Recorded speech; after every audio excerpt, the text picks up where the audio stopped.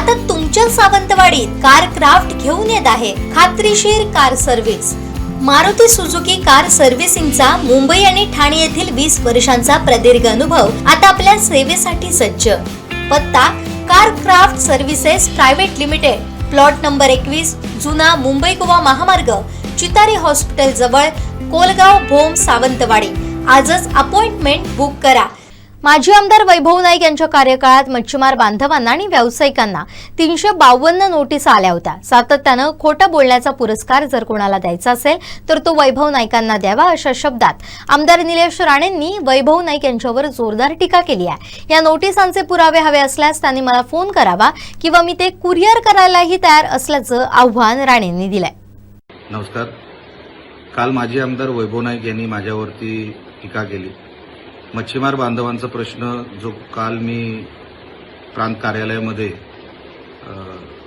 सोडवण्यासाठी सगळ्या मच्छीमार बांधवांना घेऊन गेलो होतो, त्याच्यामध्ये त्यांना त्रास झाला आणि त्यांनी असं सांगितलं की ह्या सगळ्या नोटिसेस ज्या आहेत त्या आताच कशा येतात। माझा आमदारकीचा कार्यकाळ सध्या 1 वर्ष सध्या पूर्ण झालेला आहे। ते मागच्या 10 वर्षामध्ये ते आमदार होते, पण ह्या नोटिसेस आत्ताच निलेश राणेच्या कार्यकाळात कसे मच्छीमार बांधवांना आल्या वगैरे वगैरे त्यांनी माझ्यावर टीका केली। आता मी त्यांना काही पुरावे देणार आहे, कारण का ते बिनपुराव्याचे नेहमी बोलतात। मी पुरावा घेऊन बोलतो। पुरावा असा आहे, ते म्हणतात त्यांच्या कार्यकाळामध्ये एकही नोटीस आली नाही असं त्यांचं म्हणणं आहे। तर मी तुम्हाला पुरावा देतो तारखेसकट, आणि कधी कोणाला बघायचं असेल, स्वतः माजी आमदारांना बघायचं असेल तर मला त्यांनी फोन करावा किंवा त्याच्या कुठल्या माणसांनी फोन करावा।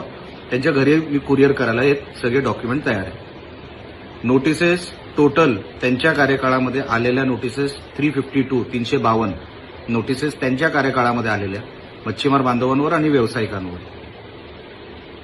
28 जुलै 2017 मध्ये एकूण 92 नोटिसेस आल्या। 19 जानेवारी 2018ला 73 नोटिसेस आल्या। 20 फेब्रुवारी 2018 एकूण 187 नोटिसेस आल्या आणि 2023ला काही नोटिसेस आल्या, जे मी आता सोशल मीडियावर टाकणार आहे। या सगळ्या नोटिसेस 352 नोटिसेस त्यांच्या 10 वर्षाच्या कार्यकाळामध्ये आल्या आणि ते काल म्हणतात की त्यांच्या कार्यकाळात नोटिसेसच आल्या नाही। सगळं खोटं। म्हणजे सातत्याने खोटं बोलणारा माणूस म्हणजे कोणाला जर काय प्राईज वगैरे द्यायचं असेल तर ह्या माणसाला देऊन टाका। सातत्याने हा माणूस खोटं बोलतो आणि उघड खोटं बोलतो। काही पुरावा नाही, हातपाय नाही, म्हणे त्यांच्या कार्यकाळात एकही नोटिसेस आली नाही। मी 392 दाखवतो। 392 नोटिसेस माझ्या कार्यालयामधून कधी बघून घेऊन जावं, कोणी पत्रकारांनी घेऊन जावं, कुठल्याही व्यक्तीने घेऊन जावं।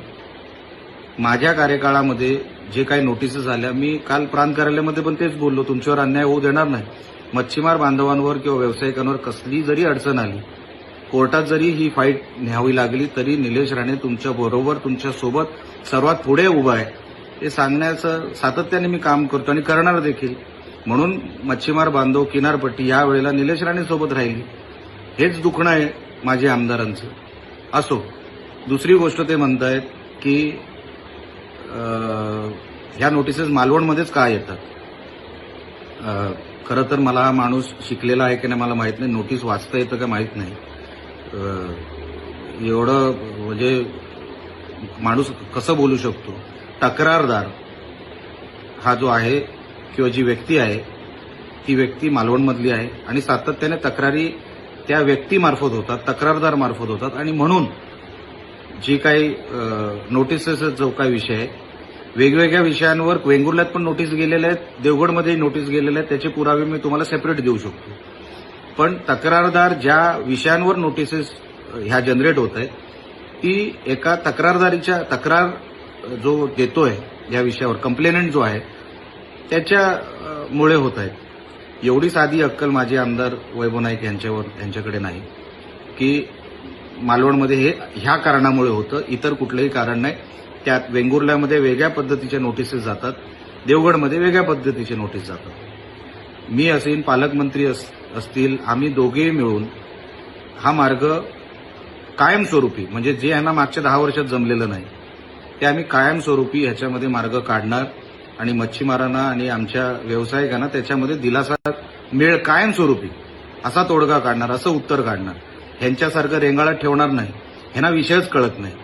काय झालंय, ह्यांच्या एक तर वाचन नाही, कुठल्याही कायद्याबद्दल माहिती नाही. कोणतरी काहीतरी सांगतं आणि म्हणून हे लगेच कॅमेरा स्टार्ट करतात आणि कुठल्या तरी पत्रकारासमोर आपली प्रतिक्रिया देतात. त्याच्या पलीकडे ह्यांना नॉलेज नाही.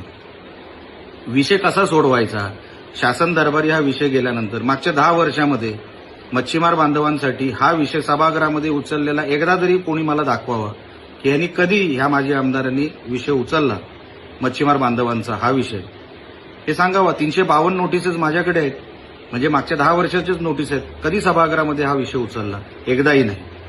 तुमचा अधिकार नाही मच्छीमार बांधवांवर किंवा या व्यवसायांवर काय बोलायचं, कारण का तुम्ही कधी बाजूच मांडली नाही त्यांची. तर आता ते अडचणीत आहेत म्हणून त्याचा फायदा घेण्यासाठी हे वैभव नाईक पुढे आलेत. जेव्हा चांगलं करायचं असतं तेव्हा हे कधी पुढे येत नाही. मच्छीमार बांधवांनाही ते चांगलं कळलेलं आहे, किनारपट्टीला कळलेलं आहे की हा बोगस माणूस आहे, काही कामाचा नाही. फक्त कुठे नेगेटिव्ह काय पसरवायचं असेल तेव्हा हा माणूस पुढे येतो. पुरावे निशी कधी बोलत नाही, सभागृहात कधी तोंड उघडलेलं नाही. मंत्रालयामध्ये ह्याचं काय वजन नव्हतं, कधी कोण उभं करत नव्हतं.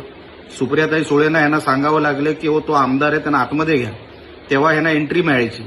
असे हे 288 पैकी एक फेकले गेलेले आमदार कुठेतरी त्या 2014 ते 24 मधले होते, यांची कोणच दखल घ्यायची नाही. पण आता कुडाळ मालवणची ओळख अख्ख्या महाराष्ट्राला झाली. वेगळं काय सांगायची मला काही गरज नाही, मी स्वतःबद्दल सांगणार नाही. सगळ्या लोकांना ज्या ज्या काही गोष्टी दिसतात ते ऐकतात, वाचतात, त्याच्यामुळे कळलेलं आहे की कुडाळ मालवणावर आता कोणच अन्याय करू शकत नाही आणि म्हणून हे पुरावे आपल्यासमोर मी ठेवलेले आहेत.